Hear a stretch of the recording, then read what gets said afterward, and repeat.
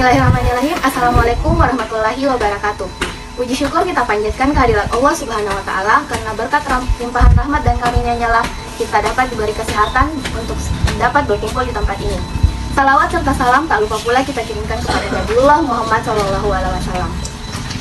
Pertama-tama saya akan memperkenalkan anggota dari kelompok saya. Yang pertama, saya sendiri sebagai moderator. Presentator pertama itu Halimah Nurul Huda. Lalu Selviani Aco sebagai presentator kedua, Laudia Alfarisi sebagai presentator ketiga, dan Sandi Sahlan sebagai presentator keempat. Dan teman kami Fatwa Has yang tidak sempat hadir saat ini. Materi dari kelompok 3 yaitu utilitarianisme. Utilitarianisme atau utilisme adalah aliran yang meletakkan kemanfaatan sebagai tujuan utama hukum. Kemanfaatan ini diartikan sebagai kebahagiaan. Jadi baik, buruk, atau adil tidaknya suatu hukum bergantung kepada apakah hukum itu memberikan kebahagiaan kepada manusia atau tidak. Oleh karena itu, tugas hukum adalah mengantarkan manusia menuju the ultimate good. Nah, untuk penjelasan lebih lanjutnya, marilah kita mendengarkan penjelasan dari para presentator. Kepada presentator pertama, Kak Halimah Nurul Huda, saya persilahkan. Baik, langsung saja kita masuk kepada pendahuluan. Nah, latar belakang masalah makalah kami yaitu seperti yang kita ketahui bersama bahwa berbicara tentang kekuatan mengikat daripada hukum atau mengapa hukum ditaati oleh manusia atau masyarakat.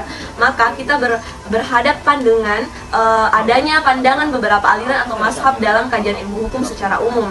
Nah, adanya beberapa aliran tersebut atau mazhab ini antara lain ditegaskan oleh Sudarsono dalam bukunya yang berjudul Pengantar Ilmu Hukum, menyatakan bahwa timbul beberapa teori dan aliran pendapat di dalam ilmu pengetahuan hukum yang lebih dikenal dengan adanya mazhab. Kemudian tujuan dari penulisan makalah kami yaitu pertama, mengetahui sejarah perkembangan aliran utilitarianisme, kedua yaitu mengetahui tokoh-tokoh pengembangan aliran, kemudian ketiga memahami inti ajaran, keempat yaitu mengetahui perbedaan dengan mazhab lain. Kemudian ruang lingkup dari makalah kami yaitu ruang lingkup dari penulisan makalah ini adalah mencakup aspek tentang mazhab utilitarianisme. Kemudian kita masuk kepada bab 2 pembahasan. Nah, pertama yaitu sejarah perkembangan utilitarianisme. Sebagaimana yang kita ketahui, utilitarianisme berasal dari kata lain, utilis, yang berarti berguna, yaitu bermanfaat, berfaedah, atau menguntungkan. Nah, istilah ini juga sering disebut sebagai teori kebahagiaan terbesar atau the great happiness theory, atau utilitarianisme sebagai teori sistematis pertama kali dipaparkan oleh Jeremy Bentham dan muridnya Johann Stuart Mill. Utilitarianisme merupakan suatu paham etis yang berpendapat bahwa yang baik adalah yang berguna, berfaedah, dan menguntungkan. Sebaliknya, yang jahat atau buruk adalah yang tak bermanfaat, tak berfaedah, dan merugikan. Karena itu, baik buruknya perilaku dan perbuatan ditetapkan dari segi berguna, berfaedah, dan menguntungkan atau tidak. Nah, aliran ini diberi nama utilitarianisme atau disebut pula utilitisme atau eudemonisme. Hal ini dikarenakan hukum harus memberikan manfaat utility kepada manusia lain, sedangkan yang dimaksud memberikan manfaat adalah menghindarkan keburukan dan mendapatkan kebaikan. Kebaikan yang dimaksud adalah identik dengan kesenangan dan keburukan itu identik dengan penderitaan sebagai pengganti dari adil dan tidak adil, susila dan asusila, baik dan jahat. Kemudian, hukum harus berusaha memberikan kebebasan kepada setiap individu dalam masyarakat. Namun kebebasan itu harus dibatasi agar tidak terjadi penindasan terhadap individu lain atau homo hominiculus. Kemudian, tujuan hukum adalah memberikan kebahagiaan yang sebesar-besarnya pada jumlah yang sebanyak-banyaknya, tetapi harus disesuaikan dengan kebutuhan masyarakat. Saya kembalikan kepada moderator. Baik, terima kasih kepada Kak Halimah Nurul Huda. Selanjutnya kepada presentator kedua, Selviani Aco, saya persilahkan. Baik, tokoh-tokoh pendukung aliran utilitarianisme. Yang pertama, Jerry Bentham. Ajaran Jerry Bentham didasarkan pada aliran hedonistik utilitarianisme. Bentham berpendapat bahwa hukum bertugas untuk memelihara kebaikan dan mencegah kejahatan. Yang kedua, John Stuart Mill. Pemikiran John Stuart Mill sangat dipengaruhi oleh pemikiran positivisme dan Auguste Comte. Namun Mill tidak setuju dengan Comte yang berpendapat bahwa psikologi bukanlah ilmu. Yang ketiga, Rudolf von Jhering. Rudolf von Jhering mula-mula menganut mazhab hukum historis dan von Savigny dan Fichte. Tetapi lama-kelamaan ia membebaskan diri dari dan menentang tanggapan von Savigny tentang hukum Romawi dengan diterbitkan jilid 1 Jas des Römischen Rechts of the Verschiedenen Stufen seiner Entwicklung. Semangat hukum Romawi pada tingkat-tingkat perkembangannya, di mana dikatakan bahwa seluruh hukum Romawi merupakan pernyataan jiwa bangsa Romawi dan karenanya merupakan hukum nasional. Baik, saya kembalikan kepada moderator. Baik, terima kasih Kak Soliani Aco.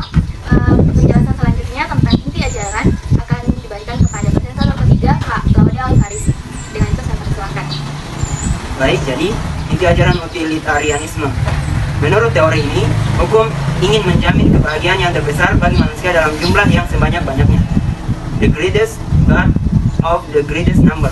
Pada hakikatnya, menurut teori ini, tujuan hukum adalah manfaat dalam menghasilkan kesenangan atau kebahagiaan yang terbesar bagi jumlah orang yang terbanyak. Aliran utilitarianisme mempunyai pandangan bahwa tujuan hukum adalah harus ditujukan untuk mencapai kebahagiaan tertinggi dengan cara melengkapi kehidupan, mengendalikan kelebihan, mengedepankan persamaan, dan menjaga kepastian. Sehingga, hukum itu pada prinsipnya ditujukan untuk menciptakan ketertiban masyarakat. Di samping untuk memberikan manfaat yang sebesar-besarnya kepada jumlah orang yang terbanyak-banyak. Di Indonesia hingga saat ini berkembang aliran positivisme. Hukum selama ini hampir setengah abad lebih undang-undang sebagai hukum negara menjadi hukum utama yang diberlakukan dalam masyarakat. Hukum ini sebagaimana sifatnya memiliki unsur pemaksa dari pembuat dan pelaksana undang-undang. Melihat keadaan Indonesia yang sedang menuju negara modern, hal itu dapat dilihat dengan ikut campur tangan negara dalam mengurusi kepentingan masyarakat. Negara berperan aktif mengatur urusan masyarakat. Begitu banyak produk hukum yang tercipta untuk mengatur kepentingan warga negara dengan tujuan hukum yang ingin dicapai adalah menjaga kestabilan dan ketertiban hukum. Perkembangan yang berlangsung mengakibatkan perubahan secara mendasar atas peranan dan fungsi-fungsi yang diselenggarakan pemerintah. Negara selaku integritas kekuasaan sudah tentu membutuhkan suatu tingkat kestabilan khusus dalam sistem sosialnya untuk tetap mempertahankan keseimbangan antara peranan atau penyelenggara fungsi-fungsinya dengan tujuan yang dicapai. Dalam upaya mencapai hal tersebut, tidak saja diperlukan keselarasan atas tujuan-tujuan yang dikehendaki oleh kelompok-kelompok sosial maupun kelompok ekonomi yang terdapat pada negara, akan tetapi juga kreativitas untuk menciptakan secara terarah berbagai kondisi kesejahteraan sosial yang dikehendaki masyarakat. Saya kembalikan kepada moderator. Baik, terima kasih Kak Claudia Alvarisi. Presentator keempat, Kak Sandi Sahlan. Dengan ini saya persilahkan. Bagian D, perbedaan utilitarianisme dengan mazhab lain. Yang pertama, perbandingan hukum alam dengan utilitarianisme. Perlu kita ketahui terlebih dahulu, gagasan mengenai hukum alam didasarkan pada asumsi bahwa penalaran hakikat makhluk hidup akan dapat diketahui dan pengetahuan tersebut mungkin menjadi dasar bagi tertib sosial serta tertib eksistensi manusia. Hukum alam dianggap lebih tinggi dari hukum yang sengaja dibentuk oleh manusia. Sehingga perbandingan hukum alam dengan utilitarianisme terletak pada tujuan utama hukum.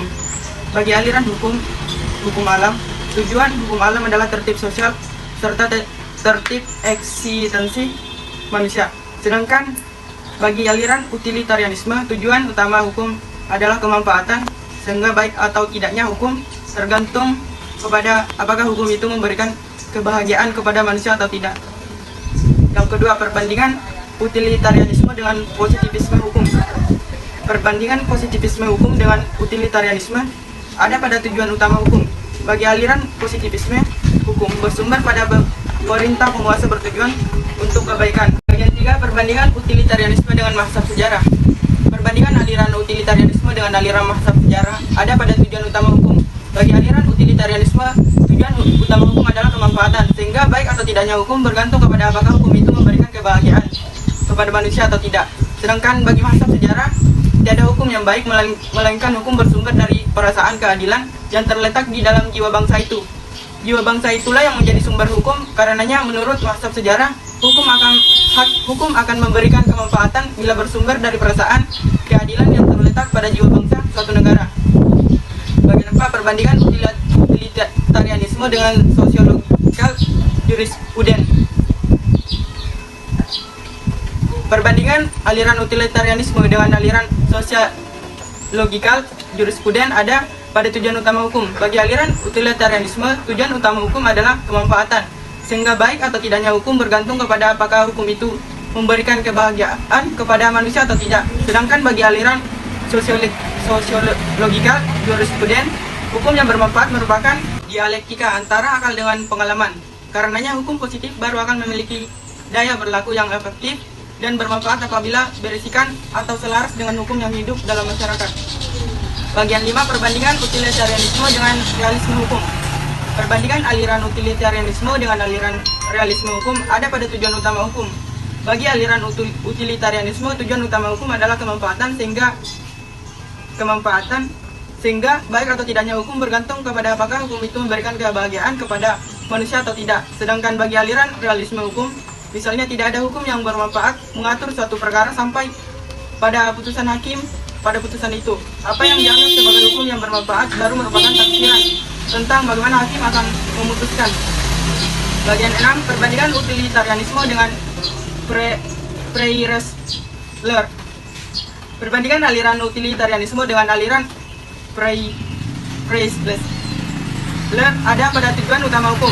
Bagi aliran utilitarianisme, tujuan utama hukum adalah kemanfaatan, sehingga baik atau tidaknya hukum bergantung kepada apakah hukum itu memberikan kebahagiaan kepada manusia atau tidak. Sedangkan bagi aliran Preisler, penemuan hukum bebas bukanlah peradilan yang harus terikat. Kemanfaatan bukan merupakan peranan utama, melainkan sebagai alat bantu untuk memperoleh pemecahan yang tepat menurut hukum dan tidak perlu harus sama dengan penyelesaian undang-undang. Saya kembalikan ke moderator. Baik, terima kasih kepada Kak Sandi Sanglan.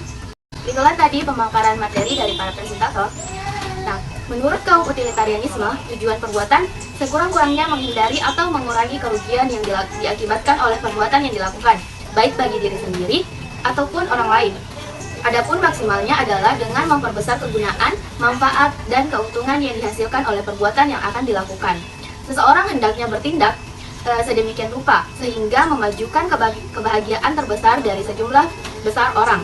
Tindakan secara moral dapat dibenarkan jika ia menghasilkan lebih banyak kebaikan daripada kejahatan dibandingkan tindakan yang mungkin diambil dalam situasi dan kondisi yang sama. Secara umum, harkatnya atau nilai moral tindakan dinilai menurut kebaikan dan keburukan akibatnya. Baik, itulah tadi pemaparan materi dari kami. Atas perhatiannya saya ucapkan terima kasih. Lebih dan kurangnya mohon dimaafkan. Assalamualaikum warahmatullahi wabarakatuh.